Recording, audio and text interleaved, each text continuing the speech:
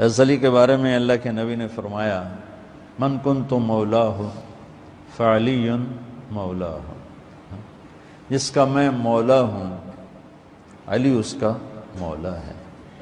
اور یہاں مولا سے مراد دوست نہیں ہے، یہ ہم دوست کا ترجمہ کرتے ہیں آقا، سردار، جس کا میں سردار ہوں علی اس کے سردار ہیں۔ اس کے پیچھے ایک کافی پس منظر میں بہت سی چیزیں ہیں، ان کی صفائی کرنے کے لیے میرے نبی نے غدیر خم پر یہ حدیث بیان فرمائی خطبے میں کہ جس کا میں مولا ہوں اس کا علی مولا ہے۔ تو یہ چند دن پہلے مجھے خیال آیا کہ ہمیں حضرت علی نہیں کہنا چاہیے، ہمیں مولا علی کہنا چاہیے، کہ میرے نبی ہمیں ان کو ہمارا مولا بنا کے گئے ہیں۔ ہم سمجھتے ہیں صرف یہ شیعہ کہتے ہیں مولا علی، وہ صحیح کہتے ہیں، من کنت مولاہ فعلی مولاہ۔ آپ سب کے چہروں پہ میں حیرانی دیکھ رہا ہوں، حالانکہ میں آپ کو صحیح حدیث پیش کر رہا ہوں، من کنت مولاہ فعلی مولاہ، جس کا میں مولا ہوں علی اس کا مولا ہے۔ تو میں اب حضرت علی نہیں کہتا، میں کہتا ہوں مولا علی، کہ ان کا حق ہے۔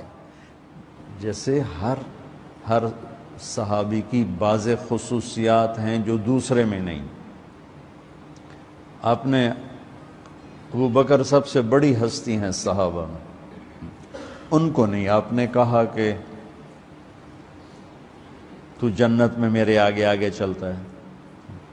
بلال کو کہا کیا بات ہے، جب جنت میں جاتا ہوں مجھ سے آگے آگے چلتا نظر آتا ہے۔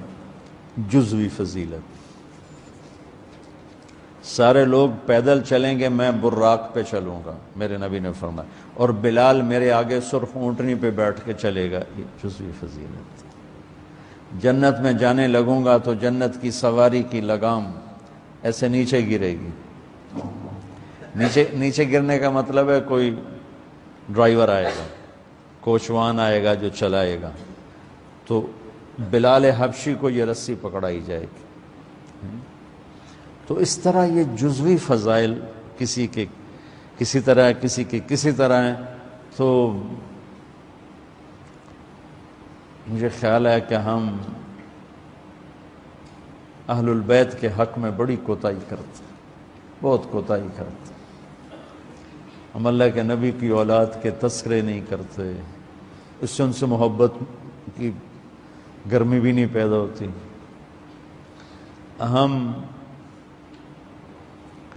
تم میری اولاد کی برائیاں میرے سامنے شروع کر دو تو تم مجھے اچھے لگو گے، اور میرے سامنے آ کر میری تعریف شروع کر دو، چاہے مجھے پتہ بھی ہو جھوٹی تعریف کرنا، تو بھی میرا دل خوش ہو جائے گا۔ تو ہم نے نا اللہ کے نبی کے گھرانے کے بارے میں بہت کوتاہی کی ہے، بہت کوتاہی کی۔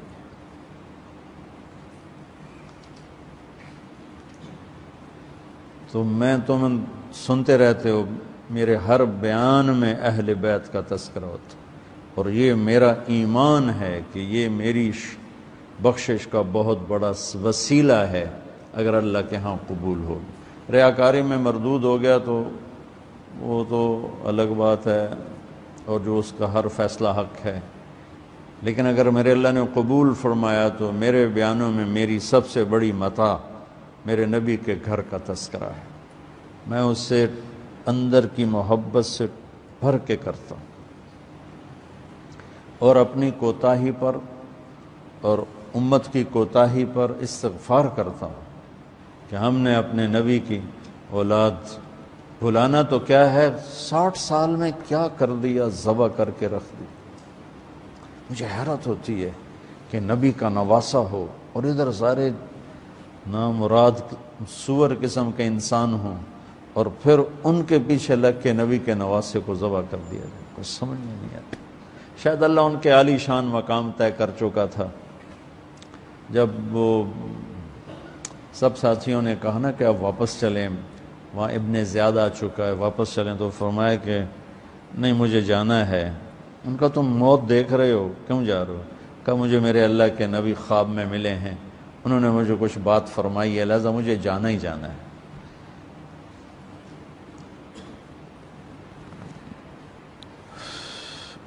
میں پتہ نہیں بیان کیا کر رہا تھا حضرت علی کا،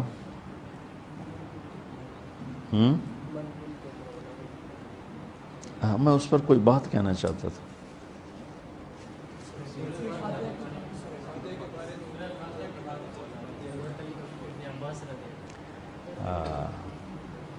مولا علی نے فرمایا اگر میں سورہ فاتحہ کی تفسیر کروں، سورۃ فاتحہ کی تفسیر لکھواؤں تو 70 اونٹوں پہ لادی جائے گی، 70 اونٹوں پہ۔